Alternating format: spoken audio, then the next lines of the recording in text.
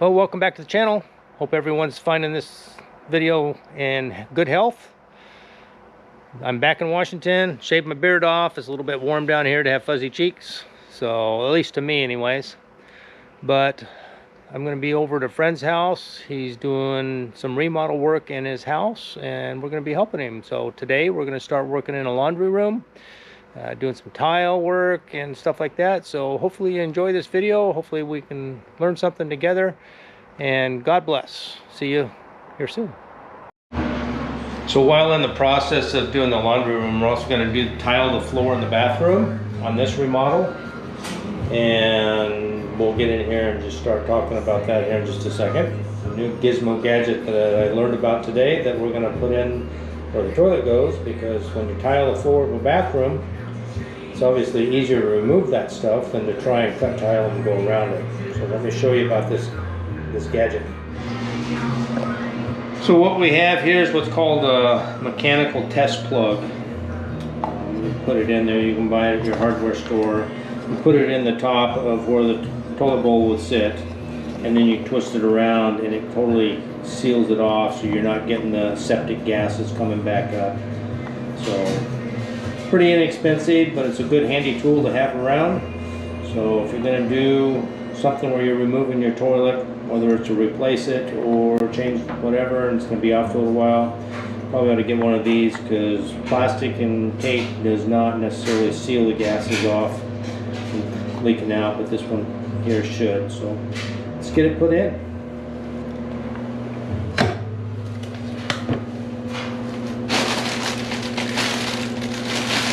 Oh yeah, don't feel that whole thing. Huh? Don't feel that whole thing. It's crazy how much heat it gets on.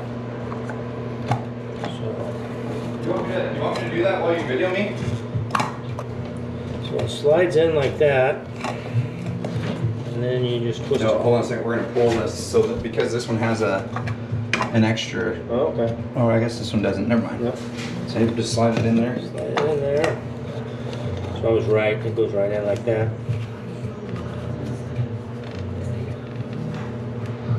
And that's sealed, nice and tight. So that's what that does, and that should keep the septic gases from coming back up, so we're not gagging in here when we're laying tile. You can see we've already got a little bit of tile down. It's not set, it's just trying to get a straight line in there. We'll go over that in just a second. Okay, so I'm with my friend Steve. This is his place that we're doing the remodel on. So Steve, what are we gonna do first? So essentially, if you look here on the floor, we already laid out the tile to kind of get me an understanding with the spacers that we're going to use to have, so you can choose different widths to have different thicknesses of grout line. I prefer a thinner grout line than a thicker one. That being said, it gives me a number of how wide each tile would be off the wall, and we're going to use this wall as our starting point, because you don't want to have a thicker. You generally even up in the middle and get a control line to build off of and have equal amounts on each side. But because I have cabinets here, a toilet, and the closet, I'm going to have full pieces out here in the main passage part of the bathroom, and the thinner piece can be at the back of the closet or underneath the cabinet or behind the toilet, where it doesn't really matter aesthetically where those are.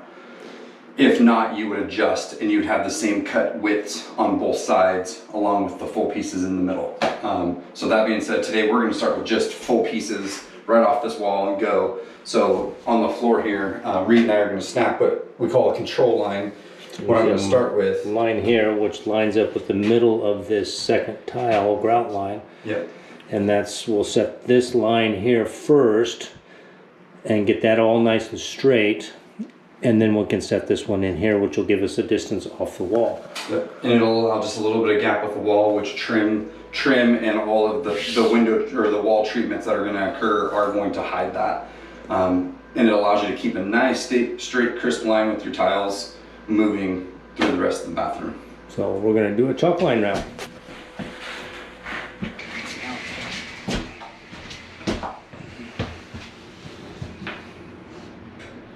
Come on. Go on, let go. And there's our control line. So yeah, so to keep even spacing on all types of flooring, whether it be this pergo type flooring that I'm standing on, whether it be tile flooring, control lines are the best way to make sure you're staying straight and staying equal in your spacing, because if you adjust just a little bit over a long period or a larger area, it can become a lot, because a 1/4 inch here or an 1/8 inch here doesn't seem that much, but over 10, 12 feet, that grows to 1.5 inches in being out of square. So you don't want that. So control lines help you prevent from being out of square and crazy.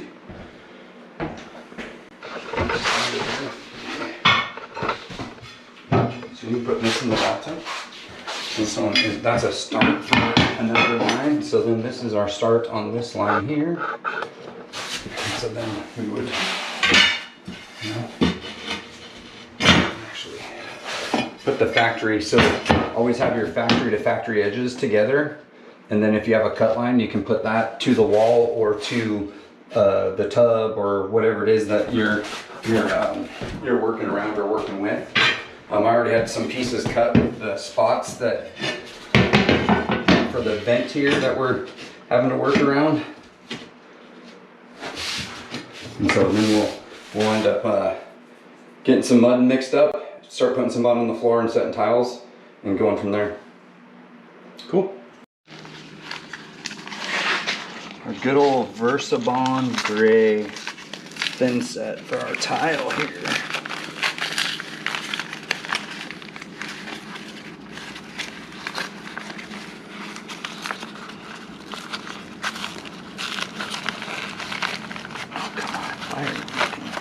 Of course, for the time I don't have my utility knife to cut the bag open nicely, it wants to be a problem. I have a knife in my pocket. Oh, so I already have water in the bucket. I start with a little bit of water in there, and then I pour some mud in. It's always a chemistry project to have the right mixture for your thin set as you're doing your stuff. And so you pour in a little bit. Consistency wants to be kind of like a thicker peanut butter. You want it still a little bit wet so it's pliable. You can set it and scrape it well, but you want this peanut butter consistency so it doesn't just shrink on you. I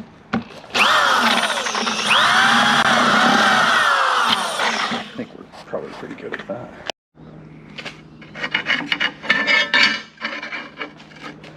We're describing this with the pencil here to cut. And so we have our wet saw set up here to use the wet saw. Additionally, we have, if I can locate it right here, a grinder with a pretty aggressive blade. If you guys use grinder blades and have hated how they dull up fast, I highly recommend this blade. It's called an indestructible blade, and I just purchased it. I've cut 1-inch granite countertops with it. I've cut other tile with it. I've cut concrete hardy backer board with this blade, and it still zips right through it like it's nobody's business. So it is a good device. And so on this is where I would use this guy.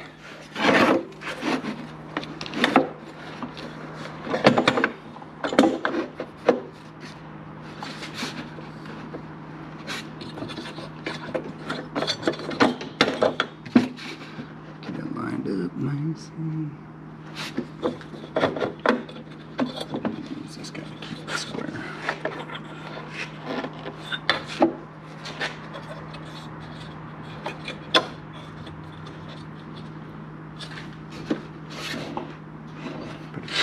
Pushed it off just a little bit. There we go. All right, ready?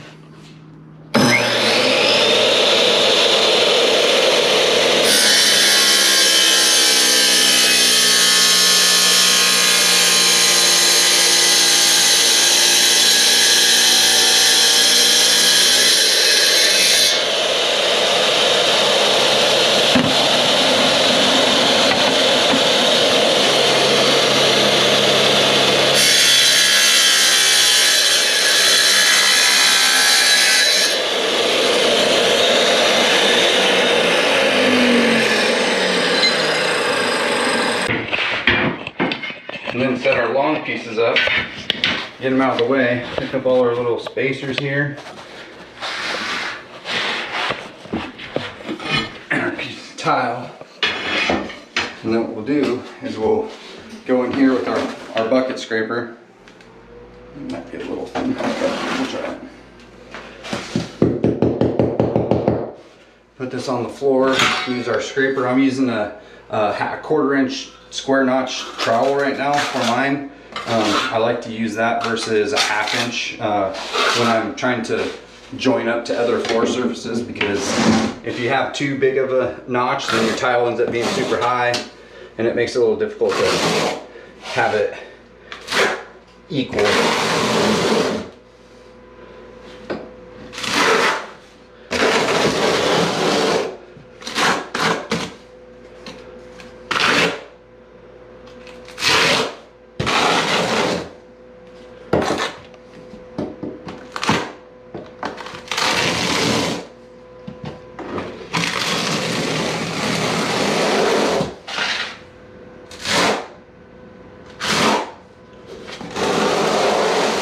So you want to go to where you can still see your control line, because if you get to where you can't, then it makes it hard to make sure you're still in the proximity that you need to be in.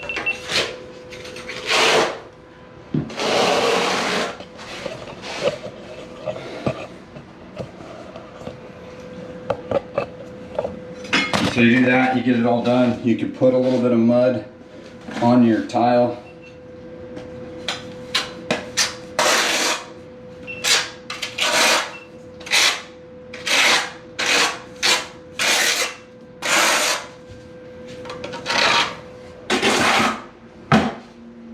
Your tile off, and then, like I said, you want to keep your factory to factory edges going, you know, together.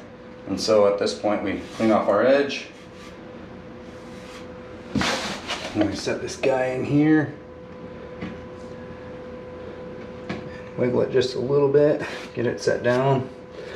We didn't bring a rag in here, did we? No. There we go. Send up on that mud. Move that guy in, I'll grab a rag real quick here.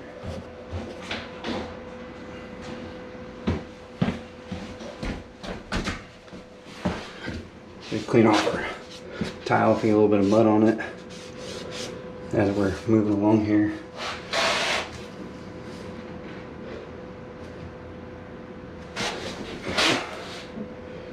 That one was this one.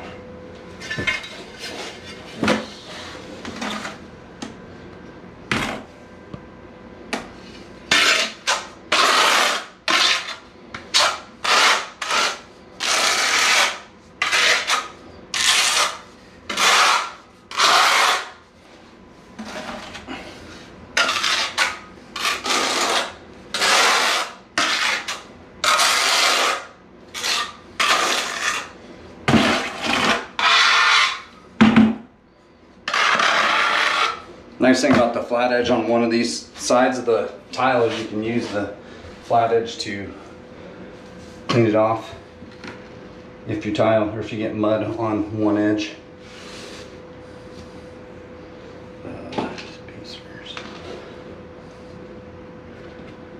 So you set your spacers and you wiggle these guys together, get them nice and feel them out, make sure they're nice and flush with one another, and then use your square edge here to clean up any excess mud, so that way it's not going to create you a height issue when it goes to setting your next set of tiles.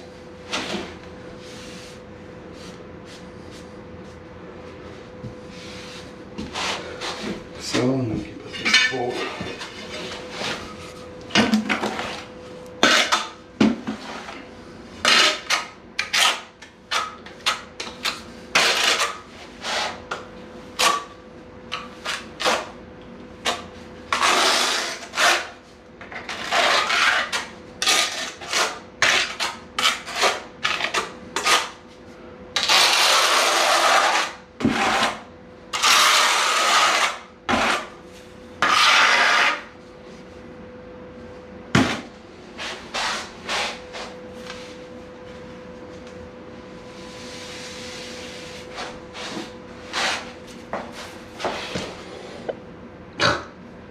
on my arm, that's why.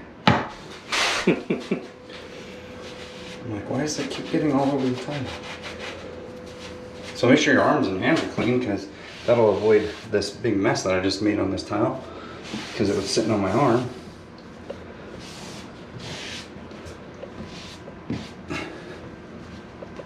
So then get our spacers set here and here, and then just wiggle the tile just down a little bit to make it nice and flush with the other one.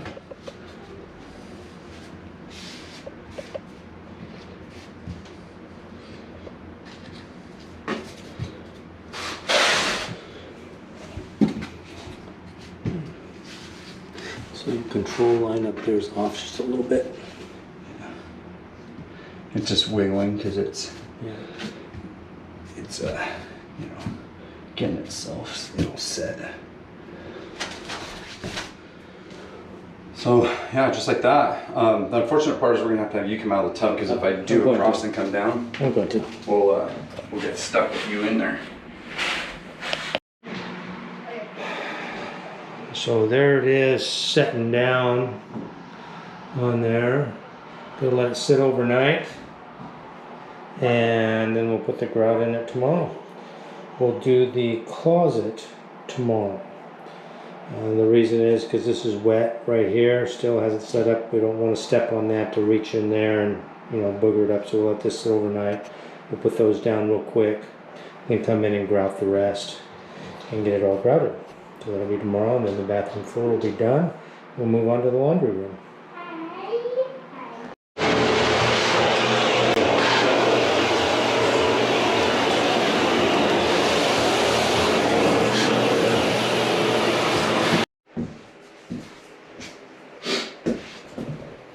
All right, so it's been a couple days. We've let this tile set up good and solid. We just vacuumed it up, and we're getting ready to put the grout down to get it all grouted, and we'll get that done. So hopefully you've been able to learn something from this video on doing your own tile. Pretty easy and pretty straightforward. You explained to the viewers, correct, that what you do is you work your way out. You start in the deepest hole and then work. No, that was your job. Oh, that was your job. So what we have here is it's a foam padded grout pusher. It's designed so you can really work the mud down into the seams. We're using a pre-mixed grout that has already got its moisture and everything, and it's set to a perfect consistency.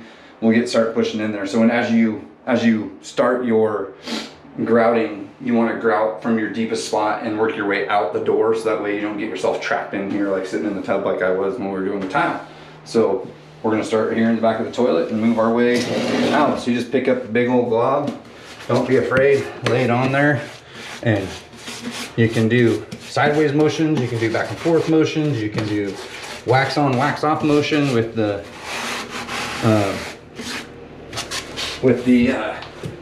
circular motion and stuff, that kind of stuff, to get the grout pushed in. You just want to make sure you get enough in it, and so there's no need to be sparing with your grout. Try to go at an angle when you're wiping, because if you go at an angle, it doesn't take it and pull it out of the groove. It leaves it in the groove as you're trying to do your work. Same as when you're doing the sponging, when you're wiping it off. Always go at an angle across the tile versus across the grain, so that way it doesn't suck it right out of the groove. We don't have to worry about it against the wall, correct? You don't, because everything against the wall, against the tub will get a nice bead of white silicone for, you know, water retention or resistancy, and then the ones against the wall are going to get the trim. You're going to get your base trim that'll go across that. This particular bathroom, it's going to have base trim, additional wall treatment, so it'll really cover up the tile. So you don't do a whole lot. You get a good amount done, and then you go back and you start sponging off as you work your way out, because you don't want to try and push this whole floor in and then have to come back and wipe it off. Grout, depending on types of grout that you use, some can leave a pretty ugly film on the tile if it's not if it's not brushed and wiped, you know, right away and done pretty well. So what we're, at this point, we'll grab the sponge and the water, and I'll wipe this back here. I wonder what he's doing. Oh, he's picking up dirt piles. Very nice of him. So you sponge it out. You don't want too much water on it.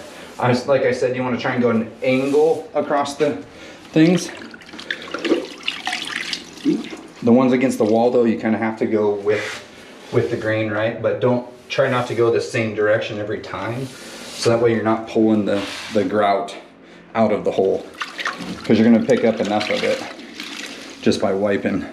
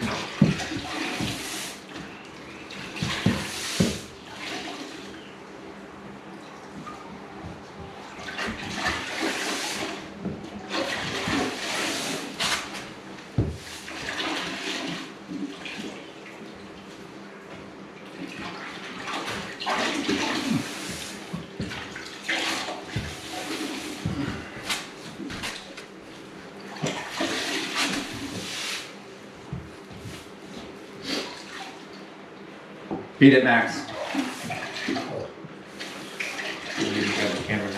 When you're done. Well, there's the tile job. It's all done and grouted. It's just got to set up a day or two. Grout will be done, and then we'll get started on the next project. So, hope you enjoyed this do-it-yourself tile video. I'm gonna be helping Steve with quite a bit of remodel on this house that he bought, and it's actually his. He's gonna live in it. So let's see what else we can do on the next one. But in the meantime, God bless, hugs. See you on the next video.